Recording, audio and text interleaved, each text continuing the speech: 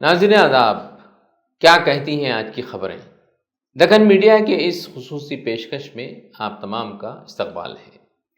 دلی کے مسلم اکثریتی حلقے مصطفیٰ آباد میں بی جے پی کی جیت کے پیچھے کون ہے ذمہ دار، اور اوکھلا میں امانت اللہ کیسے بچ گئے؟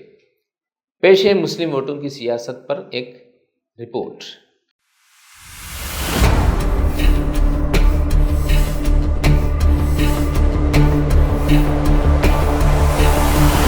آل انڈیا مجلس اتحاد المسلمین کے امیدوار محمد طاہر حسین نے شمال مشرقی دہلی کے مصطفیٰ آباد اسمبلی حلقے میں ایک فیصلہ کن عنصر کے طور پر اپنی موجودگی درج کرائی، جہاں عام آدمی پارٹی کے عدیل احمد خان کو شکست کا سامنا کرنا پڑا۔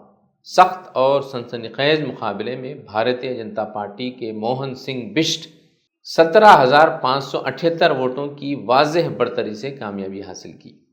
مسلم اکثریتی حلقہ ہونے کے ناطے مصطفیٰ آباد میں اب تک مسلم امیدواروں کی جیت کا سلسلہ برقرار تھا، مگر اس بار سیاسی بساط پر ایک نیا موڑ آیا ہے۔ انتخابی نتائج نے دہلی کی سیاست میں ایک بڑی تبدیلی بتائی ہے۔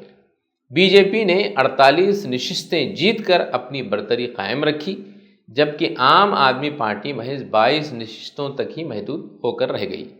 کانگریس کی حالت قابل رحم رہی، جو ایک بھی سیٹ جیتنے میں ناکام رہی۔ مصطفیٰ آباد میں بی جے پی کے موہن سنگھ بشٹ نے 85,215 ووٹ حاصل کیے، جبکہ عام آدمی پارٹی کے عدیل احمد خان 76,637 ووٹ لے کر دوسرے نمبر پر رہے۔ مجلس کے امیدوار محمد طاہر حسین نے 33,474 ووٹ حاصل کیے اور تیسرے نمبر پر رہے، جبکہ کانگریس کے علی مہدی 11,000 ووٹ لے کر میدان سے تقریباً باہر ہی دکھائی دیے۔ یہ حقیقت کھل کر سامنے آئی کہ مصطفیٰ آباد میں مجلس کی شمولیت نے عام آدمی پارٹی کے امکانات کو شدید نقصان پہنچایا۔ اگر مجلس اور عام آدمی پارٹی کے ووٹ یکجا کیے جائیں تو ان کی مجموعی تعداد بنتی ہے 1,01,111، جو بی جے پی کے ووٹوں سے تقریباً 16,000 ووٹ زیادہ ہیں۔ اس سے صاف ظاہر ہوتا ہے کہ اگر مجلس اپنے امیدوار کو میدان میں نہ اتارتی تو عام آدمی پارٹی کے لیے بی جے پی کو شکست دینا ممکن تھا۔ سیاسی تجزیہ کاروں کے مطابق مصطفیٰ آباد میں بی جے پی کی فتح میں مجلس کے ووٹوں کی تقسیم نے کلیدی کردار ادا کیا ہے۔ یہی صورتحال اوکھلا میں بھی دہرائی جانے کا خدشہ تھا، جہاں عام آدمی پارٹی کے امانت اللہ خان کو مجلس کے امیدوار شفاء الرحمان خان کے بڑھتے ہوئے ووٹ بینک کا سامنا کرنا پڑا۔ تاہم اوکھلا کے مسلم ووٹروں کی سیاسی بیداری اور معاملہ فہمی نے یہاں کا نقشہ بدل دیا۔ امانت اللہ خان نے 88,943 ووٹ حاصل کر کے بی جے پی کے منیش چودھری کو، جنہوں نے 65,304 ووٹ حاصل کیے تھے، واضح شکست دے دی، جبکہ مجلس کے شفاء الرحمان خان 49,558 ووٹ لے کر تیسرے نمبر پر رہے۔ مصطفیٰ آباد کے برعکس اوکھلا کے ووٹروں نے تقسیم کی حکمت عملی کو ناکام بنا دیا۔ دیگر مسلم اکثریتی حلقوں میں عام آدمی پارٹی کے امیدواروں نے بھاری اکثریت سے کامیابی حاصل کی۔ بلی ماران میں عمران حسین نے 57,004 ووٹ لے کر بی جے پی کے کمل بیگری کو 27,181 ووٹوں سے شکست دی۔ سیلم پور میں چودھری زبیر احمد نے 79,009 ووٹ حاصل کر کے بی جے پی کے انل کمار شرما کو 36,532 ووٹوں سے پیچھے چھوڑ دیا، جبکہ مٹیا محل میں آل اقبال نے 58,120 ووٹ لے کر بی جے پی کی دیپتی اندروا کو 15,396 ووٹ کے بڑے فرق سے ہرا دیا۔ ان نتائج کے بعد سیاسی حلقوں میں یہ بحث زور پکڑ رہی ہے کہ کیا مجلس واقعی مسلم مفادات کی نمائندہ جماعت ہے، یا پھر اس کا مقصد مسلم ووٹوں کی تقسیم کے ذریعے بی جے پی کو فائدہ اور مضبوط کرنا ہے۔ متعدد افراد کا ماننا ہے کہ مجلس کے سربراہ اسد الدین اویسی نے مصطفیٰ آباد اور اوکھلا میں امیدوار مرکزی حکومت کے اشارے پر کھڑے کیے تاکہ مسلم ووٹ تقسیم ہوں اور بی جے پی کو فائدہ پہنچے۔ سیاسی تجزیہ کاروں کے مطابق نریندر مودی کے وزیر اعظم بننے کے بعد مجلس نے تلنگانہ اور آندھرا پردیش کے علاوہ دیگر ریاستوں میں بھی مسلم اکثریتی حلقوں میں اپنے امیدوار کھڑے کرنا شروع کیے، جس کا فائدہ عموماً بی جے پی کو ہی پہنچا۔ لہٰذا یہ سوال ابھی باقی ہے کہ مجلس کا یہ سیاسی سفر مسلم سیاست کو مستحکم کرنے کے لیے ہے یا اسے کمزور کرنے کے لیے۔ اب آئیے آگے بڑھتے ہیں۔ خبر ہے کشمیر سے۔ ایک کشمیری نوجوان کی مسجد میں قرآن کی قسم کھا کر خودکشی، پولیس پر سنگین الزامات۔ واقعے کے بعض پہلو غور طلب ہیں۔ جموں کشمیر کے ضلع کٹھوا کے علاقے بلاور میں ایک افسوسناک واقعہ پیش آیا، جہاں 25 سالہ مکھندین نے مقامی مسجد میں قرآن پاک کی قسم کھا کر اپنی بے گناہی کا اعلان کیا اور پھر زہریلا مادہ کھا کر اپنی جان دے دی۔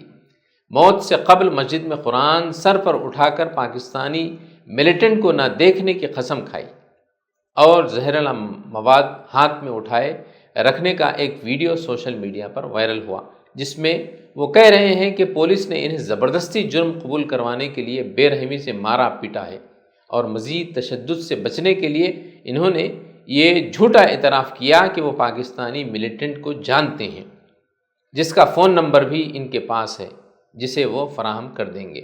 اس واقعے کے بعد پولیس نے مکھندین کے بیان اور الزامات کی تردید کی ہے۔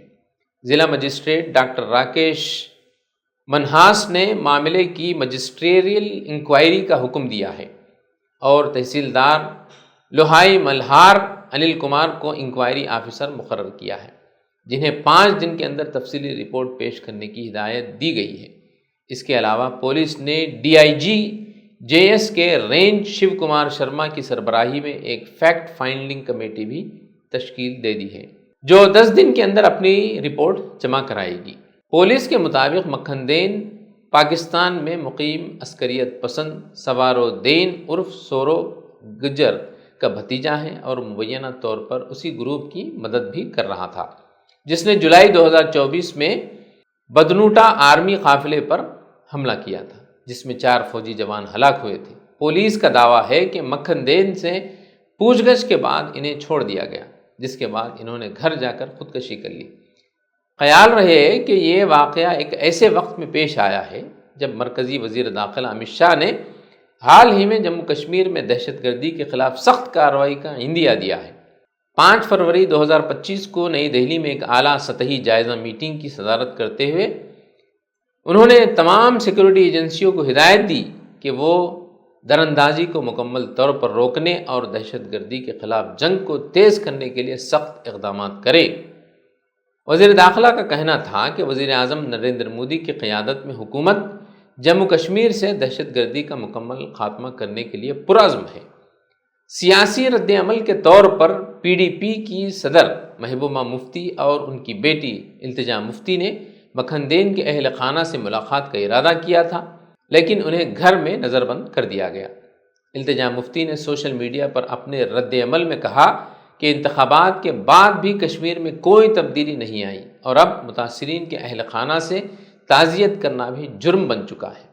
غور طلب بات ہے کہ مکھندین نے پولیس کی تفتیش سے جان چھڑانے اور اپنے بے قصور ہونے کو ثابت کرنے کے لیے مسجد میں قرآن اٹھا کر قسم کھائی، جو ان کے دل میں مسجد اور قرآن کی حرمت کے احساس کو ظاہر کرتا ہے۔ تاہم اس کے فوراً بعد خودکشی کر لینا ایک ایسا تضاد ہے جس سے ان کی ذہنی و دینی تربیت میں کمی کی نشاندہی ہوتی ہے، کیونکہ اسلام مایوس ہو کر اپنی جان لینے کی اجازت نہیں دیتا، بلکہ ہر حال میں اللہ پر بھروسہ، صبر اور جد و جہد کا حکم دیتا ہے۔ دوسرا غور طلب پہلو یہ ہے کہ اگر کوئی شخص ریاستی جبر کے باعث اس حد تک مایوس ہو جائے کہ وہ اپنی جان لینے پر مجبور ہو، تو کیا یہ انصاف کی ناکامی نہیں ہے؟ کیا قانون کے رکھوالے ایسے حالات پیدا کرنے کے ذمہ دار نہیں ہیں جو کسی کو خودکشی جیسے حرام فعل کی طرف دھکیل دے؟ ناظرین، ایک اور خبر کی طرف بڑھتے ہیں۔ یہ خبر ہے منی پور سے۔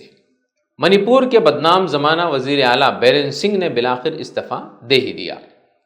منی پور کی سیاست میں ایک بڑا موڑ آ گیا ہے۔ یہ پیش رفت ایک ایسے وقت واقع ہوئی ہے جب بیرن سنگھ نے دہلی میں وزیر داخلہ امت شاہ اور بی جے پی صدر جے پی نڈا سے ملاقات کی تھی۔ سیاسی حلقوں میں سوال گردش کر رہا ہے کہ آیا یہ قیادت کی تبدیلی کسی بڑی حکمت عملی کا حصہ تو نہیں ہے یا پھر بی جے پی حکومت منی پور میں پھیلتی ہوئی بدامنی اور عوامی غصے کو ٹھنڈا کرنے کی کوشش تو نہیں کر رہی ہے؟ اب سوال یہ ہے کہ یہ تبدیلی منی پور کے طویل عرصے سے چلے آ رہے بحران کو حل کر پائے گی؟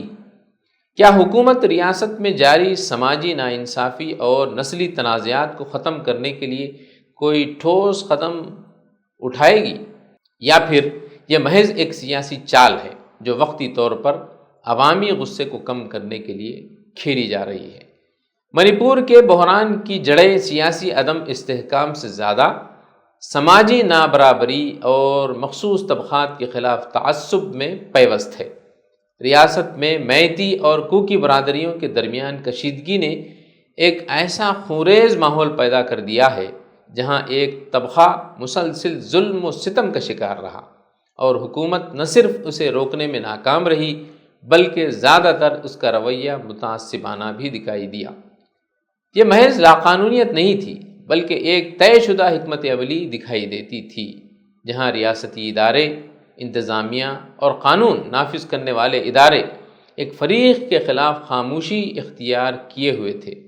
نتیجہ یہ نکلا کہ ریاست میں بے گناہ لوگوں کا قتل عام ہوا، بستیاں جلا دی گئیں اور خواتین کے خلاف مظالم کی ایسی بھیانک داستانیں رقم ہوئیں جنہیں سن کر روح کانپ اٹھتی ہے۔ خیال رہے کہ بی جے پی حکومت کا رویہ ابتدا ہی سے تضادات کا شکار رہا۔ ایک طرف فسادات کو قابو میں کرنے کے دعوے کیے گئے تو دوسری طرف متعصبانہ حملوں کے خلاف کوئی مؤثر کارروائی دیکھنے کو نہیں ملی۔ مرکز کی طرف سے نہ تو کوئی واضح پالیسی سامنے آئی اور نہ ہی ریاستی حکومت کو کسی ٹھوس حکمت عملی پر مجبور کیا گیا۔ بیرین سنگھ کا استعفیٰ دراصل بی جے پی کی اپنی کمزوری کو چھپانے کی ایک کوشش معلوم ہوتی ہے، جبکہ معاملہ عالمی سطح پر توجہ حاصل کر گیا۔ انسانی حقوق کی تنظیموں نے آواز اٹھائی اور اپوزیشن نے اس مسئلے کو جمہوری اقدار پر حملے کے طور پر پیش کیا، تو پارٹی نے قیادت بدلنے کا فیصلہ کیا تاکہ بحران کو وقتی طور پر دبایا جا سکے۔ اپوزیشن جماعتیں، خاص طور پر کانگریس، منی پور کے مسئلے پر حکومت کو مسلسل تنقید کا نشانہ بناتی رہی ہے، لیکن حقیقت یہ ہے کہ وہ عوامی احتجاج کو کسی ٹھوس سیاسی دباؤ میں تبدیل کرنے میں ناکام رہی۔ مظلوم طبقے کی آواز کو مؤثر طریقے سے اٹھانے کے بجائے اپوزیشن کے بیانات محض رسمی احتجاج سے آگے نہ بڑھ سکے۔ اب کیا ہونے جا رہا ہے؟ بیرین سنگھ کے استعفے کے بعد اگر بی جے پی کسی اور چہرے کو وزیر اعلیٰ بناتی ہے لیکن بنیادی پالیسیوں میں تبدیلی نہیں آتی ہے تو اس سے حالات میں بہتری کی امید رکھنا خود کو دھوکہ دینے کے مترادف ہوگا۔ بہرحال منی پور میں حقیقی استحکام تبھی ممکن ہوگا جب حکومت اور ادارے تمام طبقات کو برابری کے حقوق دیں۔ منی پور کا خونریز منظرنامہ اس ضرورت کو اجاگر کرتا ہے کہ مرکزی حکومت کو اپنی پالیسیوں پر نظر ثانی کرنی ہوگی۔ اگر بی جے پی صرف سیاسی طور پر وقتی بحران سے نکلنے کے لیے چہرہ بدل رہی ہے اور متعصبانہ پالیسیوں میں تبدیلی کا کوئی ارادہ نہ ہو تو منی پور میں بدامنی کی نئی لہر پیدا ہو سکتی ہے۔ دوسری طرف اپوزیشن کو احتجاج سے آگے بڑھ کر حقیقی عوامی تحریک برپا کرنی ہوگی تاکہ سماجی انصاف کا مطالبہ عملی سطح پر تسلیم کیا جائے، نیز تعصب و نفرت کا خاتمہ ہو سکے۔ مسلمانوں کے لیے پیام ہے کہ وہ دیگر انصاف پسند عوام کو ساتھ لے کر مظلوموں کو انصاف دلانے کے لیے ان کے ساتھ کھڑے رہیں۔ ناظرین، یہ تھی آج کی خبریں اور خبروں کا خلاصہ۔ ملتے ہیں کچھ نئی خبروں کے ساتھ دوبارہ کل۔ زعیم الدین احمد کو اجازت دیں۔ خدا حافظ۔